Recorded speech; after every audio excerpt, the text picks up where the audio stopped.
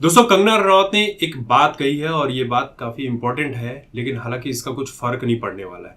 हर कोई सिर्फ अपनी बात ही कह रहा है। एआई इंजीनियर सुभाष, जिनकी मौत हो चुकी है आत्महत्या करने के चलते, और आत्महत्या की वजह वो औरत बनी है जिससे उनकी शादी साल 2019 में हुई थी।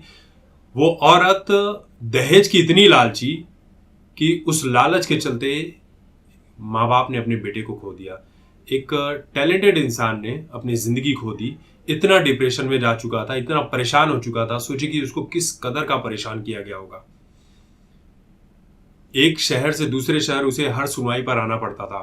और उस जज के बारे में क्या कहेंगे, उस महिला जज के बारे में क्या कहेंगे जिसने अपना गिरा हुआ पूरी तरह से अस्तर दिखा दिया, जो उस व्यक्ति के ऊपर हंस रही थी जब उसकी पत्नी ये कहती है कि तुम जिंदा क्यों हो, मर क्यों नहीं जाते हो। तो वो महिला जज भी हंसने लगती है।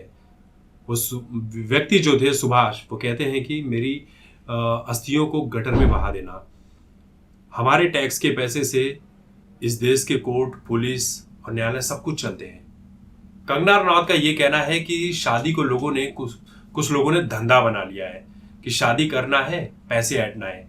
एक व्यक्ति जिससे जबरन इतने पैसे वसूले जा रहे थे, उसके बाद भी वो दे रहा था, लेकिन डिमांड इतनी बढ़ गई कि वो इन सब चीजों को बर्दाश्त नहीं कर सका। इसके लिए एक टीम का गठन किया जाना चाहिए कि पुरुषों के खिलाफ भी कोई खड़ा हो सके, पुरुषों की लड़ाई भी कोई लड़ सके। महिलाएं तो बस एक केस डाल देती हैं 498 का, उसके बाद तो पुरुष बेचारे को पुलिस वाले पीटने पर लग जाते हैं, अदालतें उनके खिलाफ हो जाती हैं, पुरुषों की कहीं पर सुनवाई नहीं होती है। और नतीजा क्या निकलता है? इस तरह की घटनाएं होती है।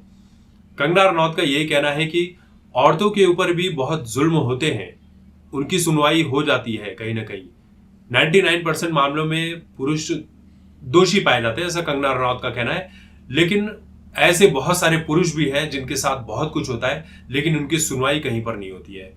जब तक शादी हिंदू रीति रिवाज या संस्कारों से चल रही थी तब तक ठीक था, लेकिन अब उसमें इतना कम्युनिज्म और सेक्युलरिज्म और पैसे वाली चीजें, गलत गलत चीजें जब से आ गई है ना, तब से लोगों ने शादी को धंधा बना दिया। और वाकई में इस व्यक्ति की जो पत्नी थी, है जिंदा है, उसका मर जाना ही शायद ठीक होगा। तो ऐसे लोगों का जिंदा रहना भी सही नहीं होता है। तो सोचिए आप कितनी लालची होगी। अगर वो सही होती तो अब तक मीडिया में आकर अपनी बात कह चुकी होती, कुछ तो कहती, क्योंकि सही तो कहीं से नहीं है। 1.5 घंटे की वीडियो बनाकर कोई बकायदा 24 पन्नों का पूरा डिटेल में लिखे कि उसके साथ क्या क्या हुआ, उसके बाद वो सुनियोजित तरीके से आत्महत्या करे, ये कोई छोटी मोटी घटना नहीं है, बहुत बड़ी घटना है।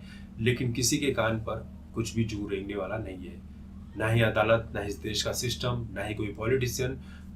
1-2 दिन और चर्चा होगी, उसके बाद सब